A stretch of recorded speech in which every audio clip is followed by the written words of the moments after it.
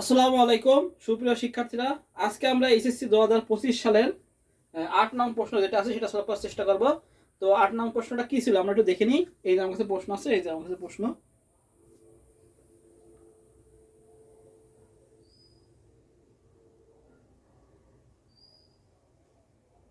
2 square 5 square plus 8 square dot dot dot n এটা ছিল।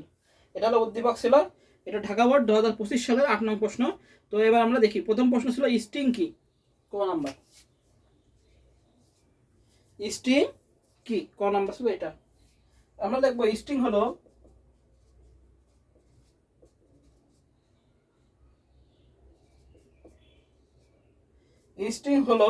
আমরা লিখবো স্ট্রিং হলো সি ভাষায় ব্যবহৃত ক্যারেক্টার অ্যারে। স্ট্রিং হলো সি ভাষায় ব্যবহৃত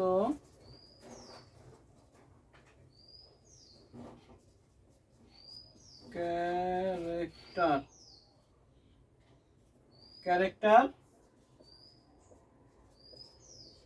অ্যারে কি হয়, যা শূন্য দিয়ে দিয়ে কি হয়, শুরু হয়, দিয়ে শেষ হয়, সরি দিয়ে শেষ হয়, দিয়ে শেষ হয়।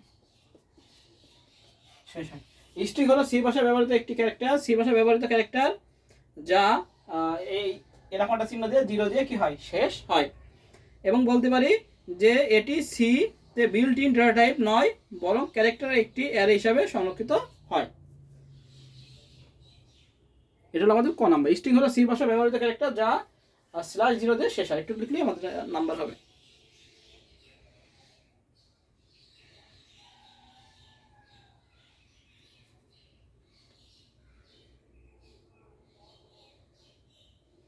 আচ্ছা, এরপরে প্রশ্ন, ভেরিয়েবল প্লাস প্লাস এবং প্লাস প্লাস ভেরিয়েবল ব্যাখ্যা করে। এটা অনেকবার করা দিয়েছি আমি। আচ্ছা, ভেরিয়েবল প্লাস প্লাস মানে আই প্লাস প্লাস, এবং আরটা হচ্ছে প্লাস প্লাস আই। এটা মানে প্লাস প্লাস ভেরিয়েবল একই জিনিস। ভেরিয়েবল এটা মানে প্লাস প্লাস ভেরিয়েবল মানে কি, plus plus plus plus I. এটা একটা হলো ভেরিয়েবল প্লাস প্লাস মানে কি প্লাস প্লাস আই, আরেকটা হলো প্লাস প্লাস আই মানে কি আরেকটা হলো আই প্লাস প্লাস। এই দুটো জিনিস, হ্যাঁ, এই দুটো জিনিসই কিন্তু আমাদের সেম সেম না, আলাদা। সরি, সেম কেন বলতেছি, প্লাস প্লাস একটা হলো এক আগে যোগ করে, এটা পরে যোগ। আচ্ছা, আমরা কি পরে আমরা কি কি লিখবো, আমরা একটু এই করে নিই। আচ্ছা, ভেরিয়েবল প্লাস প্লাস মানে কি আই প্লাস প্লাস আর প্লাস প্লাস আই ভেরিয়েবল, এইভাবে আসতে পারে। হ্যাঁ, এবার যেরকম এ দিতে পারে বেবি এ, এ প্লাস প্লাস দিতে পারে, এ প্লাস প্লাস এ দিতে পারে, একই একই প্রশ্ন। হ্যাঁ, আমরা কিভাবে লিখবো যে ভেরিয়েবল প্লাস প্লাস এর ক্ষেত্রে কম্পাইলার প্রথমে প্রোগ্রামের ভেরিয়েবলের পুরাতন মান ব্যবহার করে, অতঃপর ভেরিয়েবল মানের সাথে যথাক্রমে এক যোগ করে এই নতুন মান পরবর্তী স্টেটমেন্ট ধাপে থেকে কার্যকর হয়। পুরাতন মান নিয়ে কি করে, হলো যোগ করে। আর প্লাস প্লাস ভেরিয়েবল কি, প্লাস প্লাস ভেরিয়েবল হলো এর ক্ষেত্রে কম্পাইল প্রথমে ভেরিয়েবলের প্রারম্ভিক মানের সাথে যথাক্রমে এক যোগ করে, তারপর প্রোগ্রামে একই স্টেটমেন্টে বর্ধিত মান ব্যবহার করে। সুতরাং ভেরিয়েবল প্লাস প্লাস ও প্লাস প্লাস ভেরিয়েবল এক নয়। তা বলেছে কি, এটা হলো একটা হলো আগে যোগ করে নেয় আর একটা হলো পরে যোগ করে, এই হলো পার্থক্য। তো ভেরিয়েবল প্লাস প্লাস এর ক্ষেত্রে কম্পাইলার প্রথমে প্রোগ্রামের ভেরিয়েবলের সাথে পুরাতন মান ব্যবহার করে, এরপর ভেরিয়েবলের মানের সাথে যথাক্রমে এক যোগ করে, আর এই নতুন মান পরবর্তী স্টেটমেন্ট কি ধাপ থেকে কার্যকর হয়। কিন্তু প্লাস প্লাস ভেরিয়েবলের ক্ষেত্রে কম্পাইলার প্রথমে ভেরিয়েবলের প্রারম্ভিক মানের সাথে যথাক্রমে এক যোগ করে, অতএব অতঃপর প্রোগ্রামের একই স্টেটমেন্টে এই বর্ধিত মান ব্যবহার করে। সুতরাং ভেরিয়েবল প্লাস প্লাস ও প্লাস প্লাস ভেরিয়েবল কি আমাদের এক নয়, দুটো কি আমাদের আলাদা।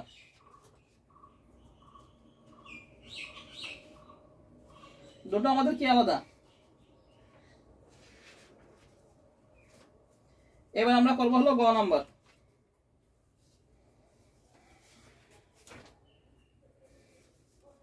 গ নাম্বার কি বলেছে,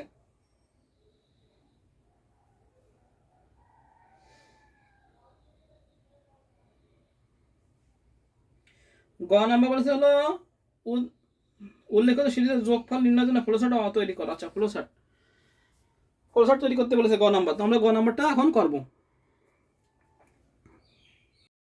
এবার আমরা কি গ নাম্বার শুরু করবো। তো গ নাম্বার শুরু আগে আমরা এটা মুছে নিই। আচ্ছা, এবার আমরা কি শুরু করবো, গ নাম্বার। তো গ নাম্বার কি বলছে, উল্লেখিত সিরিজের যোগফল নির্ণয়ের ফ্লোচার্ট অঙ্কন করো। আচ্ছা, এটা কি বলছে, ফ্লোচার্ট অঙ্কন করতে। তাহলে আমরা ফ্লোচার্টটা অঙ্কন করি।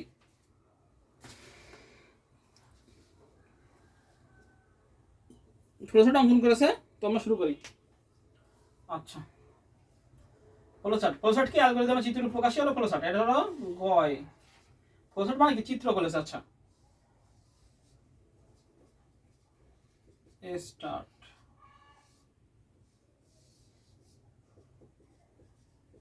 ইনপুট কি নেবো, এন। এর মান যেহেতু নেই সেহেতু আমরা ইনপুট কি নেবো, এন। এবার কি করবো আমরা,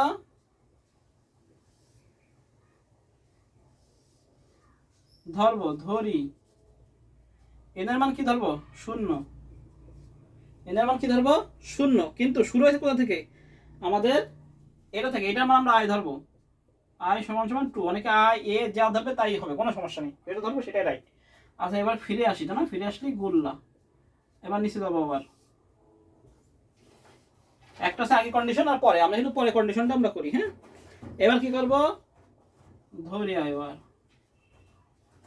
এস সমান সমান এস প্লাস আই গুণ আই, এই যে স্কোয়ারের জন্য। এবার আসি ইনক্রিমেন্ট। কত করে ইনক্রিমেন্ট ছিল, ধরি কত করে ইনক্রিমেন্ট, 3 করে ছিল। তাহলে হলো আই সমান সমান আই প্লাস 3। এবার আসি শর্ত।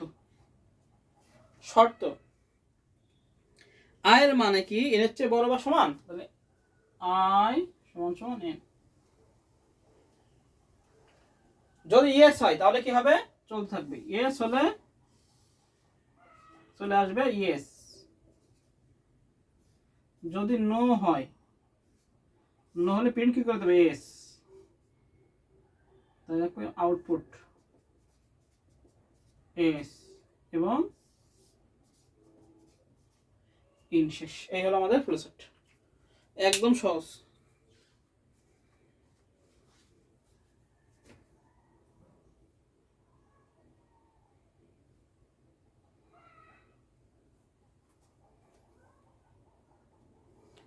পুরোটুকু আসেনি।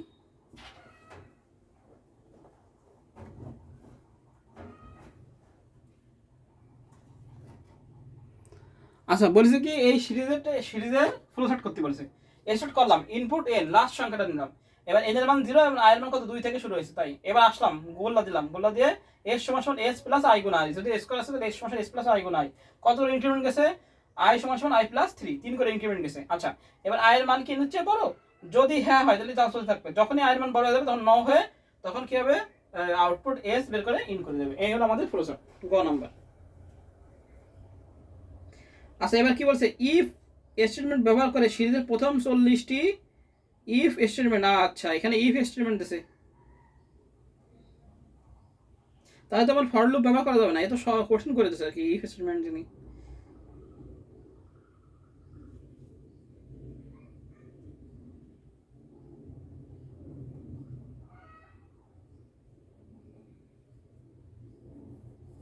আচ্ছা, দেখ, আমাদের কিছু করার নেই, আমরা করে দেবো যেভাবে হয় সেভাবে করে দেবো। ইফ স্টেটমেন্ট আমরা ব্যবহার করে করবো, সমস্যা নেই।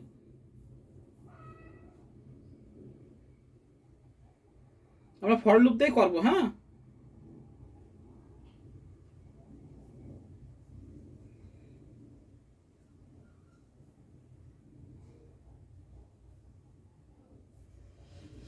আচ্ছা, তাহলে আমরা শুরু করি। ফর লুপ, ইফ যেহেতু বলেছে আমাদের ইফ স্টেটমেন্ট ব্যবহার করতে হবে, তাহলে ইফ লাগাই দিতে হবে নিচে। তো আমরা শুরু করি তাহলে। গ ঘ একটু ঘুরাই দিছে, আমাদের যদি বলতে ফর লুপ দিয়ে করতে তাহলে আমাদের সহজ হতো আরো। আচ্ছা, যেহেতু ঘোরা দিচ্ছে আমাদের কিছু করার নেই, আমাদের করতে হবে।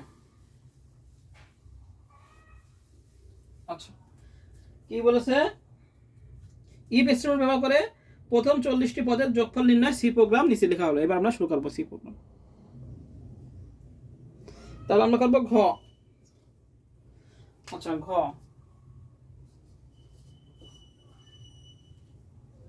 শুরু করি।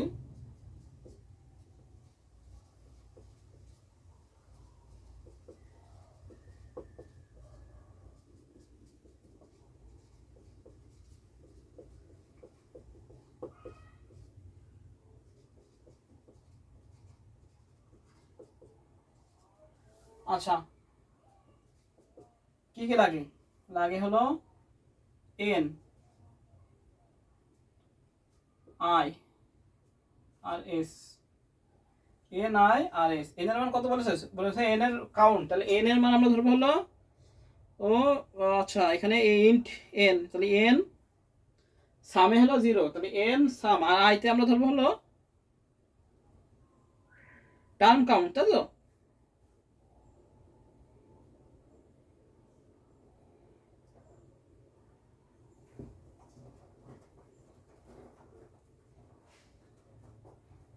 এখানে আমরা আয়ের মান 2 ধরি। আয়ের মান তো 2 থেকে শুরু হবে, তাই না?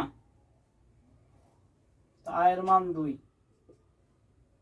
আচ্ছা এন এর মান হলো 40।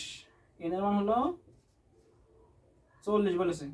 আচ্ছা আয়ের মান হলো, আয়ের মান 2 থেকে শুরু হবে। আর এস এর মান আমরা 0 রাখি, সামের মান। এবার হলো ক্লিয়ার স্ক্রিন, সিএলআর এসসিআর সব ছোটতে লিখতে হয়, এই জন্য সিকে একটা কেস সেন্সিটিভ ভাষা বলা হয়। আচ্ছা প্রিন্ট এফ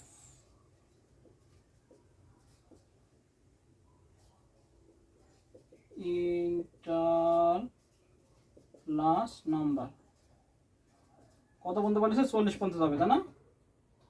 আচ্ছা এবার হচ্ছে ফর স্ক্যানএফ দিনই, স্ক্যানএফ দিয়ে আমাদের পার্সেন্ট ডি এন ইনপুট। আচ্ছা এবার আমরা করি ফর লুপ দিয়ে করি। ফর লুপ ফর আই সমান সমান কত বলেছে? 2।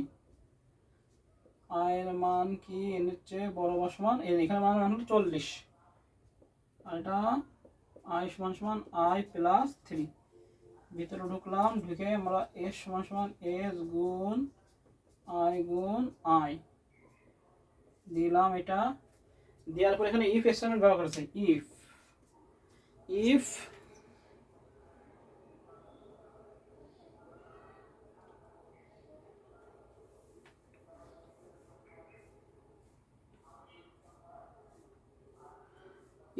আমাদের এন ইফ, তাহলে এন এর মান যদি ইফ ওইটা এর ভিতরে হবে, ইফ স্টেটমেন্ট ব্যবহার করেছে। ইফ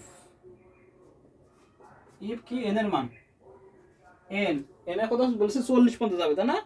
তো 40, তাহলে আমরা লিখি 40 পর্যন্ত যায়। তাহলে আই না লিখে আমরা আইটা লিখি, আই 2, তাহলে এখানে হবে আইটা কত পর্যন্ত যাবে? 40 পর্যন্ত যাবে। যদি 40 পর্যন্ত যায় তাহলে ব্রেক করবে, বিআরইএকে ব্রেক করবে।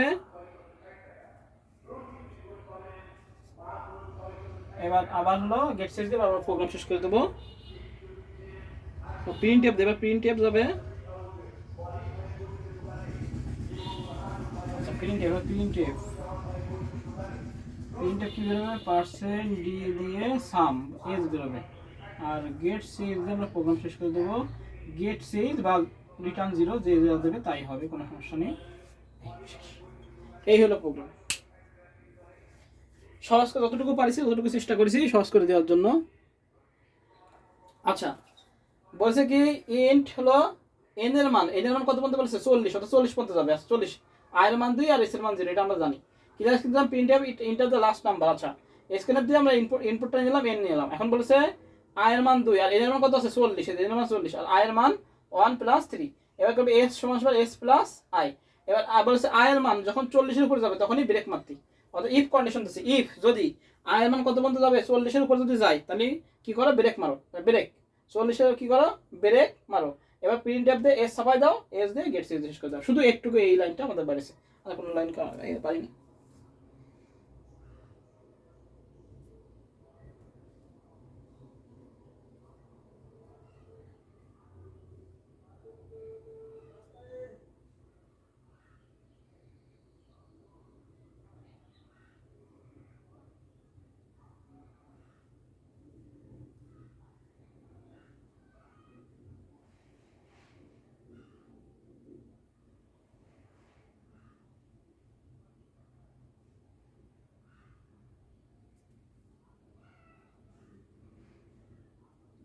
এই হলো আমাদের ঢাকা বোর্ড 2025 সালের প্রোগ্রাম।